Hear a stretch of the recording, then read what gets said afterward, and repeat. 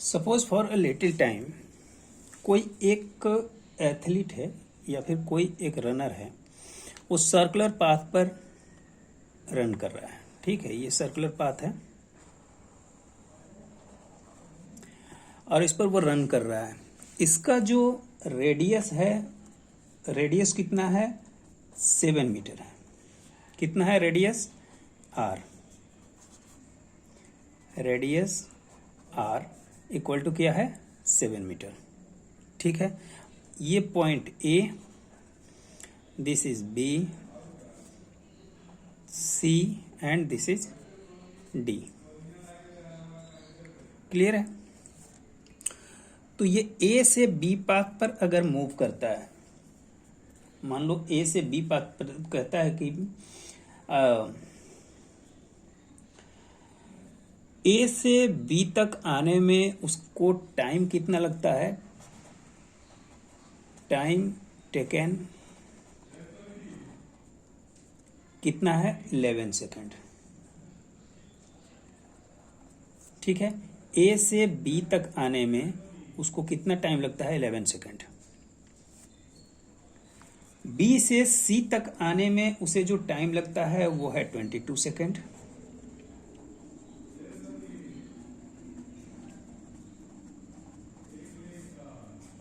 इस डिस्टेंस को कवर करने में सी से डी तक अगर वो पहुंचता है तो इसमें लगता है 33 सेकेंड।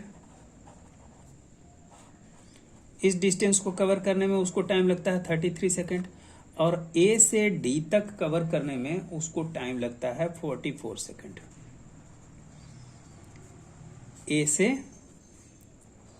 डी से ए तक। ठीक है, कोई एक एथलीट ए से शुरू करता है, ये इनिशियल पॉइंट है, इनिशियल पॉइंट, और फिर फाइनल भी यहीं पर हो जाता है, डी से ए तक पहुंचता है। मतलब साफ है कि अगर वो एथलीट ए से बी तक पहुंचता है तो 11 सेकंड लेता है, बी से सी तक पहुंचने में उसे 22 सेकंड। मीन्स ए से सी तक अगर पूछा जाए कि ए से सी तक उसने कितना डिस्टेंस कवर किया, तो उस और इस डिस्टेंस को कवर करने में टोटल कितना टाइम लगा, तो 11 + 22।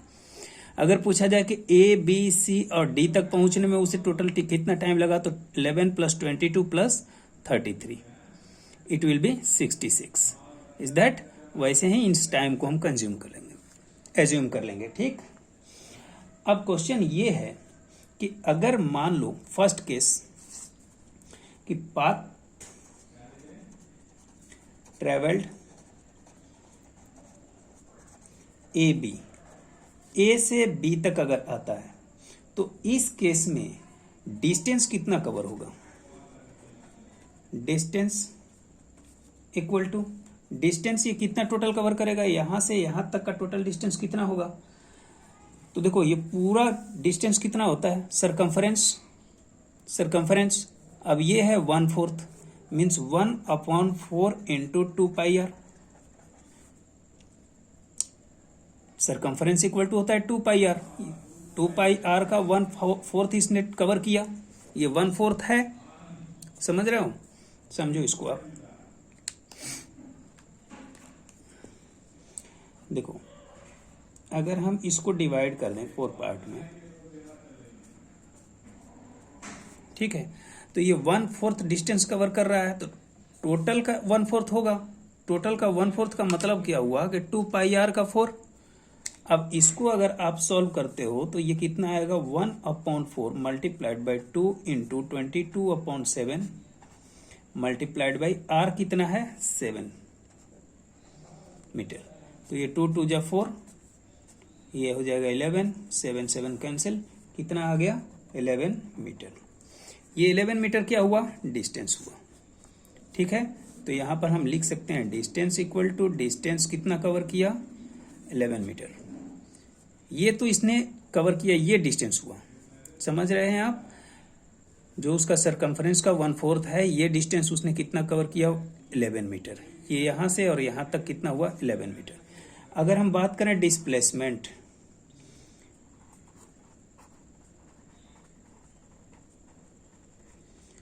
तो देखो इसका डिस्प्लेसमेंट कितना हुआ? तो displacement is the shortest distance. Shortest distance का मतलब क्या है? ये पार्ट, ये पार्ट। अब बताओ, ये यहां से और यहां तक, सॉरी यहां से और यहां तक ये कितना है? 7 मीटर है। 7 मीटर भाई, रेडियस कितना दिया है? 7 मीटर। तो ये 7 मीटर हुआ, ये भी कितना हुआ? 7 मीटर। तो ये डिस्टेंस कितना होगा? तो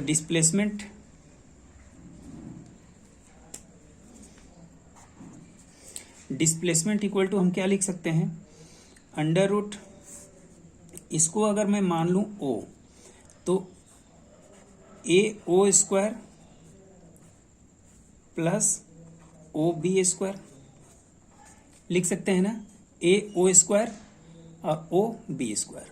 अब हम इसको क्या लिख सकते हैं? Under root 7 square plus 7 square, it will be under root 49 plus 49। अब ये इन दोनों को आप ऐड करते हो तो कितना आता है? 98।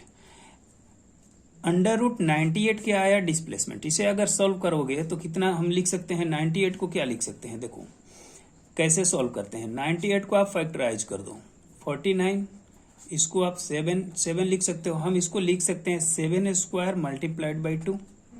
अब 7 स्क्वायर से 7 आ जाएगा बाहर, ये आ जाएगा 7 अंडर रूट 2। मीन्स इस केस में डिस्प्लेसमेंट कितना हुआ?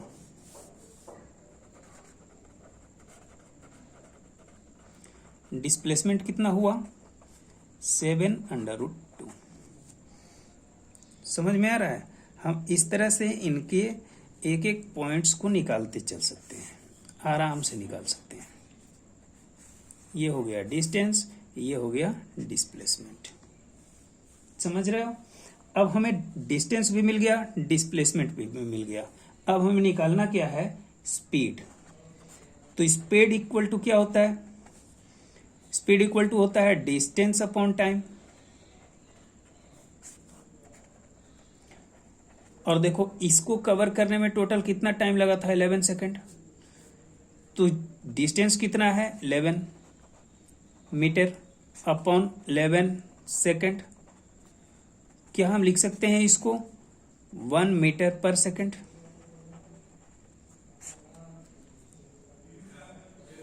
क्लियर है ना? अब दूसरी बात कि अगर मैं बात करूं कि वेलोसिटी कितनी होगी, वेलोसिटी, तो जब भी बात वेलोसिटी की आएगी तो इसमें आपको डायरेक्शन भी मेंशन करना होगा। यहाँ तो हम डायरेक्शन कुछ दिए ही नहीं है, ये किसी भी डायरेक्शन में हो सकता है, ये जरूरी तो है नहीं, हमने तो डायरेक्शन बताया नहीं, तो टुवर्ड लिखकर काम चलेंगे। अब हम देखते हैं क्या लिखते हैं। अब वेलोसिटी इक्वल टू क्या लिखेंगे? डिस्प्लेसमेंट अपॉन क्या हो जाएगा? टाइम। ठीक है, तो डिस्प्लेसमेंट कितना है यहाँ? 7 अंडर रूट 2 अपॉन टाइम 11। और ये किस में आएगा? ये हो गया मीटर और ये हो गया क्या? सेकेंड। मीन्स इसको हम क्या लिख सकते हैं? 7 under root 2 upon 11 metre per second.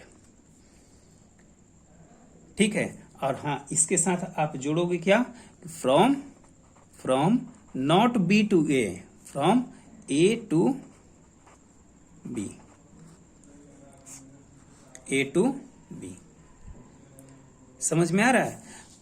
बात यहां होती है, आपको सिर्फ समझना ये है कि अगर कोई ऑब्जेक्ट ए से मूव करना शुरू करता है और बी तक आता है, इसमें इसका टोटल टाइम टेकन कितना लगा? 11 सेकेंड। अगर कहता है कि 11 सेकेंड इसका टाइम टेकन, हमारे पास तो डिस्टेंस दिया नहीं है। First of all we have to find out the distance from A to B. How can we find? We know that the circular path means circumference of circle equal to 2 pi r. It cover 1/4 of the circumference. So we can write as 2 pi r upon 4 means 1 upon 4 into 2 pi r. Put the value of pi and r also. Pi 22 upon 7 and 7 meter. Given radius here. Is that clear? 7 and 7 will be cancelled. 2 to the 4 and these 2 22 11 times. Means distance cover equal to 11 meter. Clear? Now displacement equal to shortest distance means A to B. We have to find this distance. Apply Pythagorean theorem. AO and OB makes here 90 degree. So 7 and this 7 square plus 7 square gives AB square. Displacement equal to under root AO square plus OB square. It means 7 square plus 7 square, it will be 98. Under root 98. Under root 98 we can find easily that 7 under root 2. How? 98 is factorize here. 98 को हमने factorize किया 49. 49 factorize किया 7 into 7. We can write here easily 7 square into 2. 7 square to 7 comes out from the root. Under root it gives 7 under root 2. This is the displacement. Now we have here distance and displacement. Both things we have find here now. Speed equal to distance upon time. Distance is given. Distance is find 11 meter and time given 11 second. 11 second it is given. So we can write 11 upon 11. It gives 1 meter per second. Same as velocity. Velocity equal to displacement upon time. 7 under root 2 upon 11 meter per second. Clear? And same as we can find out the A to B, A B C, then A B C D, and then A D. A B C D A. We have fourth condition here, and we can find it easily. Is that clear? Thank you.